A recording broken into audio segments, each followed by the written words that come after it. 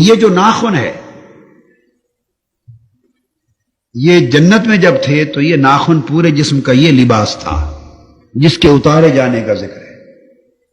یہ لباس اتار دیا گیا. اس وقت پورے جسم کا لباس یہ جو ناخن ہیں آپ دیکھیں نا کتنے صاف ستھرے اور شفاف یہ ناخن ہوتے ہیں.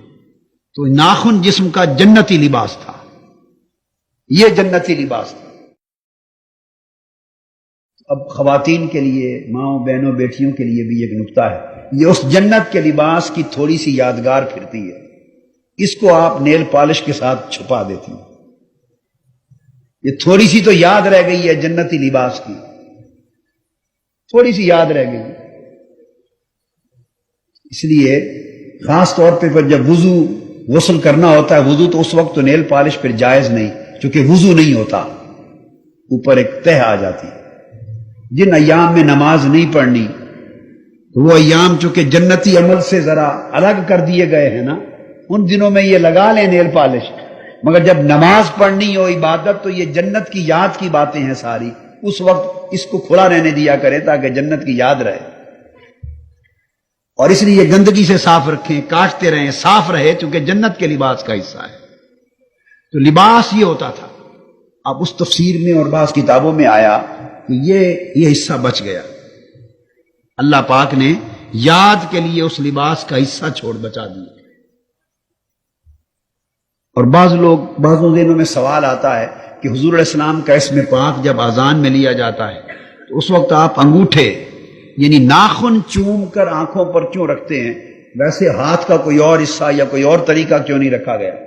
یہ ناخن ہی چوم کر آنکھوں پر رکھنے کی حکمت کیا ہے؟ تو حکمت یہ ہے کہ چونکہ نام محمد ہے صلی اللہ علیہ وسلم اور اس کے چومنے کے لیے اللہ نے جب جگہ کا انتخاب کرنا ہی تھا تو پھر اس حصے کا انتخاب کیا جہاں پر جنت کا لباس قائم. یہ جنتی حصہ ہے, یہ ناخن جنتی حصہ ہے, اس کا انتخاب کیا تاکہ پاکیزہ ترین جو جگہ ہے اس کو چوم کر آنکھوں پہ رکھیں. اور ایک یہ بھی ہے انجیل برنباس ہے جو عیسیٰ علیہ السلام پر انجیل نازل ہوئی. اب اس کے تو بہت سارے نسخے آ گئے, ان میں سے ایک انجیل برنباس بھی ہے جو کہا جاتا ہے کہ صحیح ترین نسخہ اصح ہمارے عقیدے کے مطابق عیسیٰ علیہ السلام پر نازل ہونے والی انجیل کے قریب ترین نسخہ یہ ہے. آپ کے تلامذہ اصحاب میں سے حضرت برنباس تھے, اور حضرت برنباس کا ذکر بھی موجودہ باقی اناجیل میں ہے, انجیلوں میں ہے. تو اس میں بھی ہے کہ اور بعض دیگر کتب میں بھی کہ آدم علیہ السلام جب زمین پر آئے تو آپ نے اپنی یہ ناخن جو جنت کا لباس کا حصہ رہ گیا تھا, حکم ہوا کہ اس کی طرف دیکھو تو نظر دوڑائی تو اس دائیں طرف لا الہ الا اللہ روشن حروف سے لکھا ہوا تھا, ادھر محمد رسول اللہ روشن حروف سے لکھا تھا. تو آپ نے دونوں ناخن چوم کر آنکھوں پر رکھ لیے.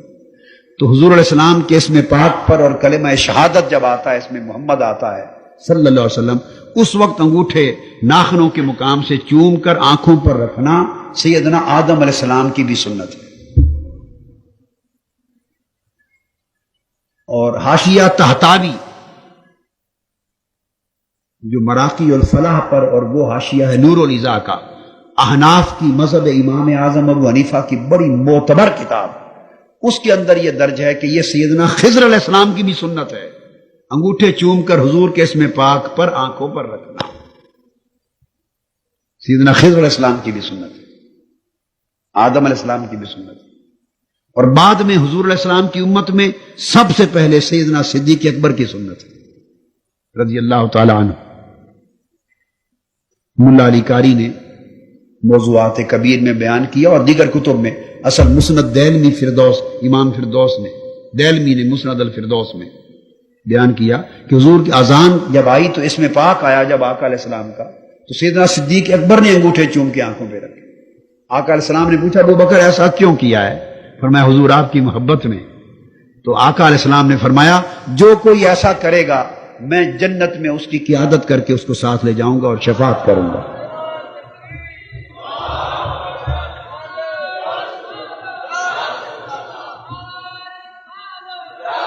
اس پر ملا علی قاری نے بحث کی اور رد المختار میں امام شامی نے بھی بحث کی. انہوں نے لکھا بعض محدثین نے کہا کہ یہ حدیث جو ہے اس کا رفع ثابت نہیں.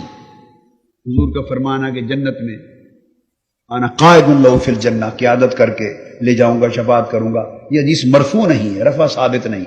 تو ملا علی قاری نے آگے جواب دیا ہے، بڑا ایک لطیف نکتہ. فرمایا اگر اس کا رفع ثابت نہیں نہ صحیح، سیدنا صدیق اکبر کا عمل تو ثابت ہے. اور فرمایا ہمارے لیے سیدنا ابو بکر صدیق کا عمل ہی کافی ہے حجت کے طور پر. کیوں؟ حضور نے فرمایا تم پر میری اور میرے خلفاء راشدین کی سنت پہ عمل کرنا واجب. علیکم بسنتی و سنت الخلفاء الراشدین.